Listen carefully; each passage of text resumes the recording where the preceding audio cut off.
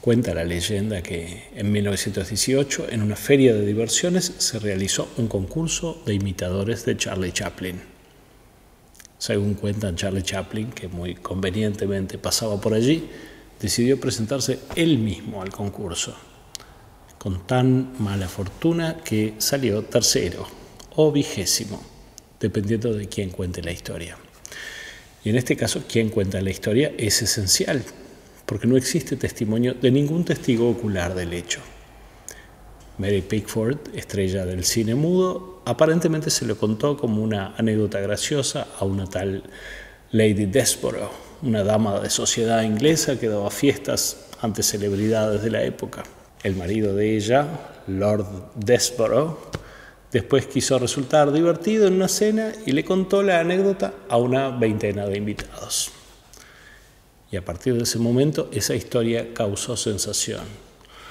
Un jurado había encontrado a varios imitadores más parecidos a Charlie Chaplin que Charlie Chaplin. En cuestión de días, se desparramó por el mundo, apareciendo publicada en lugares tan distantes como Singapur, Nueva Zelanda o Australia. Justamente allí, en un periódico de Albany, la anécdota se enriqueció con nuevos presuntos datos acerca de dónde y cómo ocurrió todo, agregando, por ejemplo, que la escena del concurso había tomado lugar en California. Todos detalles que no estaban en la historia original. Había un creciente nivel de invención en los reportes. Sin embargo, había algunos datos que la hacían parecer más o menos verosímil. Charlie Chaplin era efectivamente un sujeto bastante pícaro, Mary Pickford era efectivamente su amiga y tanto Europa como Estados Unidos atravesaban entonces un periodo de Chaplin manía, en el que los concursos de imitadores eran frecuentes y muy populares. Pero la anécdota tiene dos partes, una simpática, que es que Charlie Chaplin concursó como imitador de sí mismo, y otra paradójica, y es que el jurado haya encontrado, según la versión de que se trate, 3, 20 o simplemente muchos sujetos más parecidos a Charlie Chaplin que el propio Charlie Chaplin. Y ese es el detalle que a la gente le resulta a la vez increíble y fascinante, y acaso sea la razón por la que la historia se hizo popular. Hay que decir que, a pesar de que nadie la haya desmentido de un modo terminante, de acuerdo a los historiadores, lo más seguro es que sea falsa. Pero no porque sea tan inverosímil como uno creería. Alguien podría decir, ¿cómo? ¿Vamos realmente a creer que un sujeto podría resultarle a un jurado más parecido a Charlie Chaplin que Charlie Chaplin? Bueno, tal vez. Para probarlo, les propongo un experimento. Yo les voy a presentar una serie de fotos de imitadores de Charlie Chaplin, entre los cuales podría, o no, estar Charlie Chaplin. Les voy a asignar letras a cada uno, A, B, C y así, etc.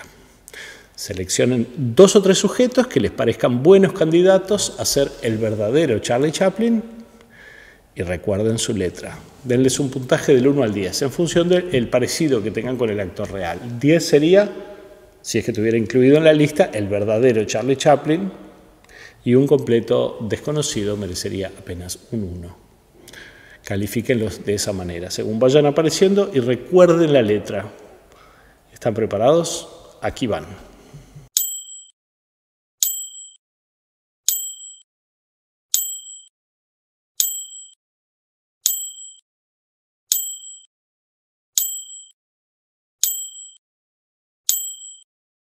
No sé cómo resultaron sus puntajes, pero el único de la lista que debería haber alcanzado un 10 es el G, que de hecho es Charlie Chaplin.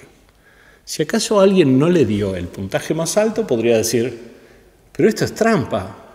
¿En qué sentido es trampa? Bueno, es que Ahí Charlie Chaplin no parece Charlie Chaplin. ¿Cómo que no parece? Es Charlie Chaplin. ¿Cómo podría no parecerse a él mismo? Pero en realidad el que se queje tiene algo de razón. Porque en nuestra cabeza Charlie Chaplin no es solo estrictamente una persona. También es una especie de ícono. Uno que necesita, para alcanzar la condición de Charlie Chaplin, un cierto contexto, un conjunto de condiciones lumínicas, por ejemplo, que esta foto, por cierto, no tiene, y en cambio esta otra sí. Ese ícono que guardamos en nuestra cabeza se expresa mejor cuanto más reúna estas características. ¿Y por qué esto es importante? Es decir, ¿por qué estamos hablando de imitadores de Charlie Chaplin? Bueno, en realidad estamos intentando hablar de cómo nuestra percepción determina la forma en que nos vamos a relacionar con los datos, pero también con la información en un plano social, político, la forma en que construimos nuestro sentido de la realidad. Percibir supone decidir qué es esencial y qué es irrelevante. En el caso de un rostro, para saber que alguien es Charlie Chaplin, importa más esta sección del rostro, por ejemplo, que esta otra. Porque para entender rasgos, los bordes brindan información más diferenciada que las áreas uniformes. Un mapa de rasgos es esencialmente un mapa de bordes. Nos interesa más una ceja o el contorno de una cara que un punto en el medio mismo de la frente. Porque lo que está entre medio de los rasgos podemos declararlo irrelevante. Decir, por ejemplo, este trozo de pómulo es simplemente demasiado parecido al centímetro de al lado como para importarnos. A todo aquello que no ayude a identificar una cara o un objeto o una palabra o un sonido en particular, le llamaremos ruido. En la teoría de la información, el ruido es todo aquello que resulte indiferente a los efectos de identificar algo concreto. A esa disposición a pasar por alto la información superflua o redundante en beneficio de una mayor atención a aquello que es esencial para reconocer una imagen, le llamaremos compresión. A los innumerables tonos de blanco y gris claro que hay en esta zona sin rasgos diferenciables, los consideraremos como un solo bloque irrelevante y en nuestra cabeza lo veremos con el mismo desinterés con el que vemos la extensión azul que representa al mar en un mapa. Nos interesan más las islas, los continentes, las porciones de tierra. Y lo demás lo vamos a ver como una larga extensión indiferenciada. Más o menos así es que se produce la compresión de un JPG. 2 píxeles que tienen una variación indiferenciable para el ojo se van a considerar como uno solo, con lo cual se ahorrará un enorme espacio de almacenamiento. Pero no es solo una cuestión técnica. Saber identificar lo esencial y lo irrelevante para extraer información valiosa ha sido siempre la premisa de la percepción. Somos buenos los humanos identificando manchas. Podemos hacer esas inferencias a partir de poquísima información. Al tamaño adecuado, este grosero mapa de píxeles termina siendo, más o menos para todo el mundo, Abraham Lincoln. Por eso, por ejemplo, el maquillaje que usaba Charlie Chaplin en la pantalla estaba diseñado, como el de la mayoría de los actores del cine mudo, para que sus bordes más marcados se hicieran evidentes y el resto más o menos desapareciera. Intuitivamente, los encargados de fotografiar películas mudas sabían que, dada la pobreza de definición que tenía el cine en sus primeros años, convenía remarcar especialmente los contornos de las caras y los rasgos más salientes, una tradición que ya venía del teatro. Producían con el maquillaje y la iluminación una versión exagerada de lo que intenta ser nuestra percepción, un mapa de bordes. Y dado lo habituados que estamos a ese mapa de bordes, cuando se trata de Chaplin, esta foto llena de sombras y áreas grises puede separarnos más de la imagen que tenemos en la mente que esta otra, en la cual el sujeto retratado es directamente otra persona. La foto real, en otras palabras, no es lo suficientemente exagerada. Esa exageración de algunas características en favor de un mayor reconocimiento no solo opera en la percepción de los humanos. En 1950, Konrad Lorenz, un zoólogo y etólogo austríaco, notó que algunas aves, unas que ponen huevos moteados, tenían una mucho mayor disposición a empollarlos si los huevos tenían su patrón de puntos muy exageradamente marcado, incluso si eran de otra especie o directamente falsos. Es decir, que el ave está tan dispuesta instintivamente a reconocer ciertos rasgos que cuando se presentan en exceso, el ave prefiere cuidar esos huevos mucho más moteados y desatender su propia descendencia en favor de un huevo de yeso, antes que a sus huevos, ya suficientemente familiares y reconocibles, prefiere unos súper reconocibles, aunque sean falsos, y por lo tanto su cuidado no le reporte ningún beneficio.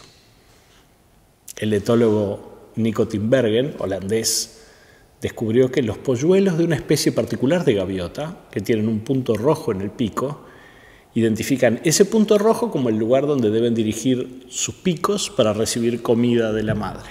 Y se dio cuenta de que siempre que ese punto rojo estuviera presente, podía sustituir la cabeza de la madre por un señuelo de madera o incluso solo por un pico estilizado, sin cabeza alguna. Pero también que si el punto rojo aparecía más grande o en la forma de dos franjas rojas, los polluelos entraban en un verdadero frenesí de picotazos. Se trataba para ellos de un estímulo más parecido a la madre que la madre misma. A esa clase de señal exagerada que desencadena en el individuo una respuesta refleja se le ha llamado estímulo supernormal. Tinbergen y otros científicos encontraron docenas de estos mecanismos en todo tipo de animales. Vilayanu Ramachandran, un neurocientífico que investiga en la Universidad de California, sugiere que de alguna manera el arte y la cultura se relacionan con ese impacto perceptivo resultante de exagerar cosas. El arte y el lenguaje en general apelan a la capacidad de reconocer, a partir de estímulos sensoriales, imágenes, ideas o estados emocionales, que se reconocen más cuanto más reconocibles sean. Alguien podrá decir, pero yo no soy un ave ni un insecto, soy un humano, un ser sofisticado que no es tan susceptible a la exageración. Bueno, tal vez. Pero una porción sustancial del arte presenta alguna forma de simplificación o de exageración.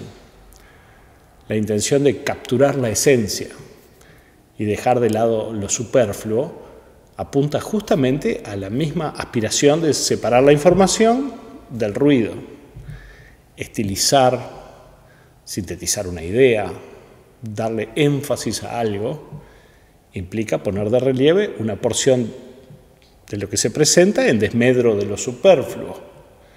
Y las exageraciones entonces son justamente formas de subrayar esa importancia, especialmente cuando implica un mensaje, de hacerlo más imperioso, como las manchas rojas en el pico de una gaviota. De hecho, la evolución de las especies se ha valido de la eficiencia de exagerar algunas características a la hora de favorecer el reconocimiento y el atractivo entre individuos. Eso explica, por ejemplo, el aparente despropósito que constituye la cola de un pavo real. El propio Darwin, en 1860, cuando El origen de las especies todavía alborotaba las estanterías de Inglaterra, le escribió un amigo: solo ver las plumas en la cola de un pavo real me da ganas de vomitar. Se trata de una cola que no contribuye mayormente a la supervivencia del más apto. Hace que el animal resulte fácil de ver para los depredadores, le agrega peso, obstaculiza su escape, pero se trata de una exageración nacida de la selección sexual. Como aquellos machos con un plumaje más esplendoroso y especialmente más lleno de ojos simulados obtienen más posibilidades de reproducirse, esa forma extrema, cara de mantener y riesgosa de publicitar por ahí su potencial como proveedor de genes, se aprecia por encima de su capacidad de mantenerse vivo. Incluso hay autores que señalan que lo que el pavo real publicita, además de su salud corporal, es su capacidad de sobrevivir a la propia exageración de su plumaje.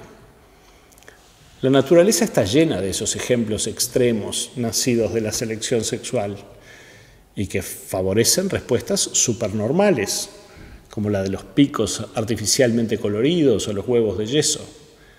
El lenguaje, nuestro lenguaje, se vale continuamente de la exageración porque funciona.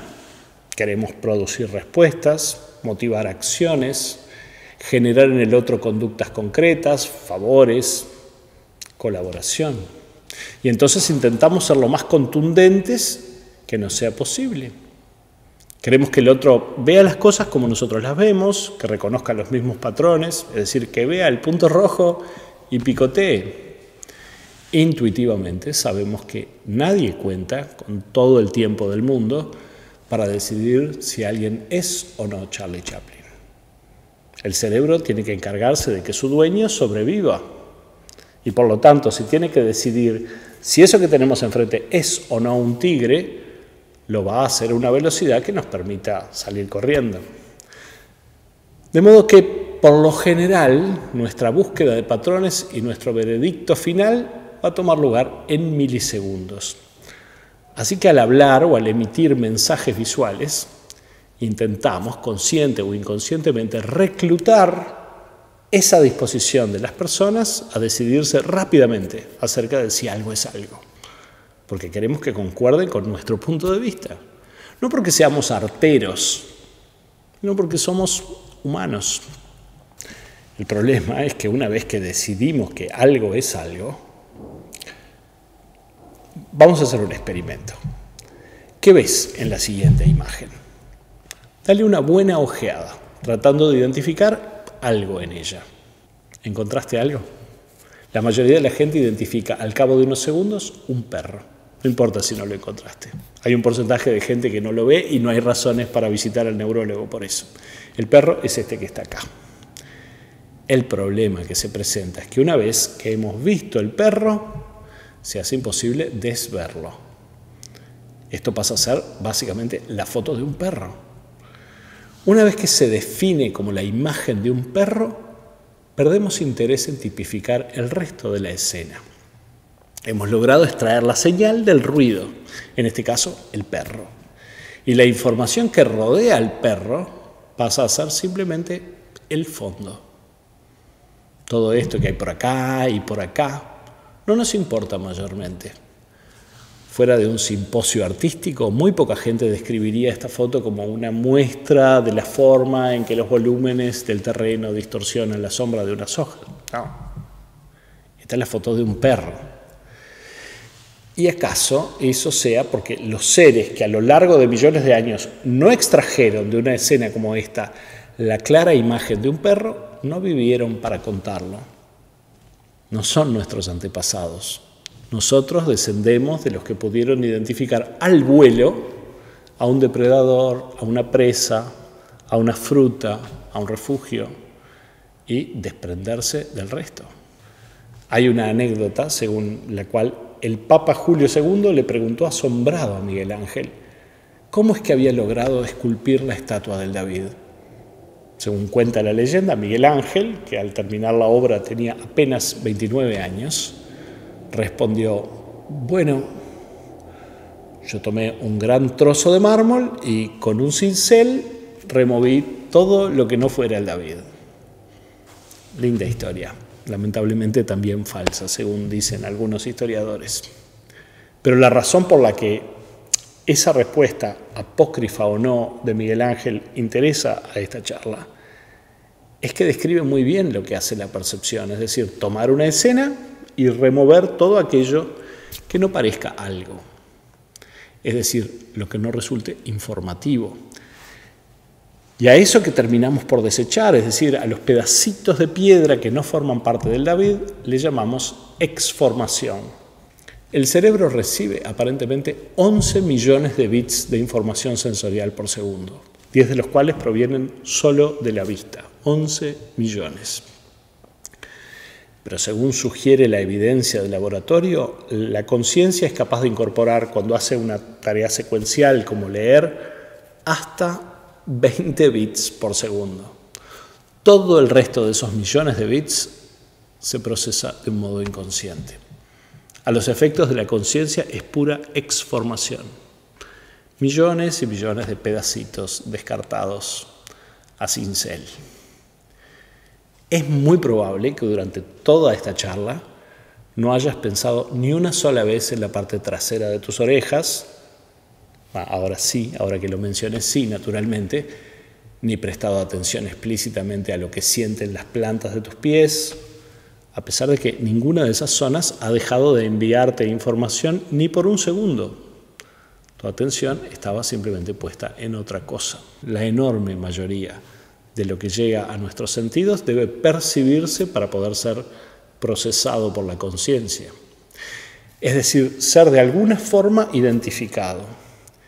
Y dictaminar que esto es un perro no solamente supone decir que es un perro en esta escena, sino vincularlo a todos los perros. Es decir, no a la completa demografía de los perros de la Tierra, sino a la categoría perro, de un modo genérico, que es como flor o martillo o taza, no un objeto concreto, sino un resumen de atributos.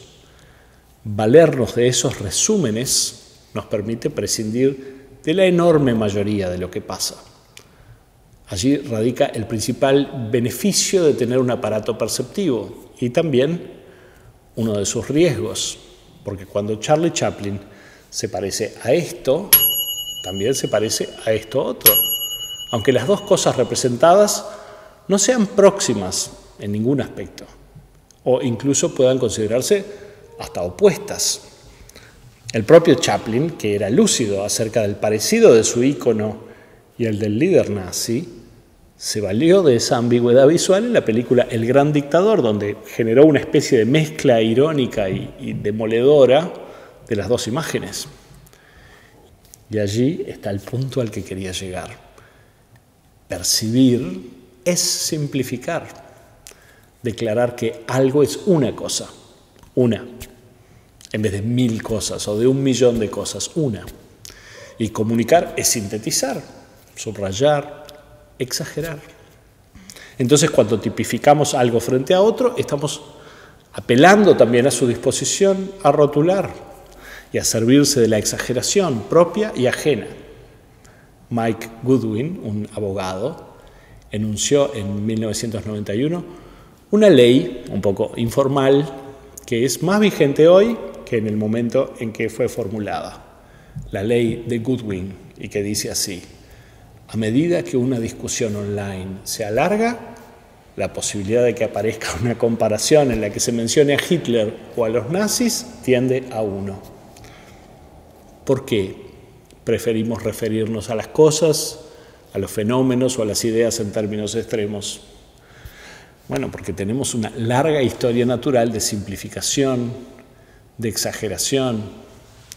Exagerar resulta a corto plazo provechoso, más allá de cuánto nos moleste en un plano moral. Porque una idea falsa que apela a nuestra respuesta emocional puede generar más picotazos que un pico verdadero, uno que venga cargado con comida de verdad. En las redes, por ejemplo, las ideas extremas generan más clics, más reacciones, más tiempo de pantalla y por lo tanto más exposición a publicidad. Son, en términos de sus réditos inmediatos, un buen negocio. Esa tendencia a formular lo que comunicamos en términos extremos también tiene un correlato en nuestra percepción de aquello que consideramos opuesto a nuestro pensamiento. En un experimento realizado recientemente por la Universidad de Nueva York, se le ofrecieron a 2.000 participantes cuestionarios extensos en los que caracterizaban tanto sus puntos de vista como las ideas políticas que ellos consideraban características de los votantes del partido opuesto al que ellos votaban. Si el participante era demócrata, debía caracterizar sus puntos de vista dentro de un cierto rango de temáticas y definirlos de los republicanos usando otro rango de los mismos parámetros. Y lo mismo para el caso de los republicanos. El resultado fue que la inmensa mayoría se consideraba más mesurada que sus oponentes, a quienes caracterizaban de una forma mucho más extrema que la correspondiente a sus propios cuestionarios. En otras palabras, cada uno consideraba al otro en términos mucho más extremos que sus propias definiciones. En la percepción de ambos grupos se producía un vaciamiento del centro que no se correspondía en absoluto con la realidad de sus opiniones. De alguna manera, a la inmensa mayoría le resultaba más cómodo concebir al otro de una forma exagerada. La definición en términos extremos se exacerba muchísimo cuando se opera no al nivel de la percepción individual, sino de grupos. Porque lo más difícil de hacer, sobre todo cuando no tenemos tiempo o cuando queremos rápidamente sentirnos unidos a un grupo unánime que declara sin la menor duda, esto es un perro, lo más difícil es detenernos, tomar la palabra y decir que bueno, también es un paisaje otoñal en el que parece que hay una fuente, o señalar siquiera que la escena es ambigua. Porque en general no hay historias épicas construidas en torno a cuán cauteloso es un personaje, sino más bien a cuán intrépido. Pero es por eso que hay que recordar que estamos donde estamos, no solo gracias a 1.000.000 de raptos de intrepidez, sino también a innumerables actos de mesura. Durante esta pandemia, todos hemos recibido en nuestras pantallas centenares de invitaciones a identificar un culpable, una intención explícita, una conspiración concreta. Un perro, en otras palabras, una cosa con nombre, identificada, simple, dispuesta claramente para que la identifiquemos. Solo tengamos presente, al interpretar lo que recibimos, que estamos programados para identificar lo que sea que tenemos enfrente en base a rasgos bien marcados y a desechar muchísima información que importa y que podemos preferir a veces información falsa por parecer más discernible a simple vista. Después de todo, para explicar mi punto, acabo de echar mano de al menos 2 historias ya probadamente falsas. La de Charlie Chaplin y su concurso de imitadores y la de Miguel Ángel respondiéndole al Papa. Se trataba en ambos casos de leyendas populares diseñadas para presentar una verdad, y por eso las usé a conciencia, porque hay datos falsos que nos movilizan más que la realidad. Pero justamente por eso es que hay que ser, en la medida de nuestras posibilidades, escépticos, ampliar lo más posible nuestra imagen de lo que pasa. Se dice más fácil de lo que se hace. ¿Qué quiero decir? Quiero decir que no se puede opinar o sacar conclusiones, que no se puede participar de grupos que están convencidos colectivamente de algo. De ninguna manera. Solo quiero decir que conviene tener presente que hay sistemáticamente en cada escena que se nos presenta algo que no vemos. En próximos capítulos de estas charlas me gustaría abundar en eso que no vemos y en por qué ese conjunto enorme nos define tanto como lo que sí logramos ver. Nos vemos pronto. No es el fin del mundo.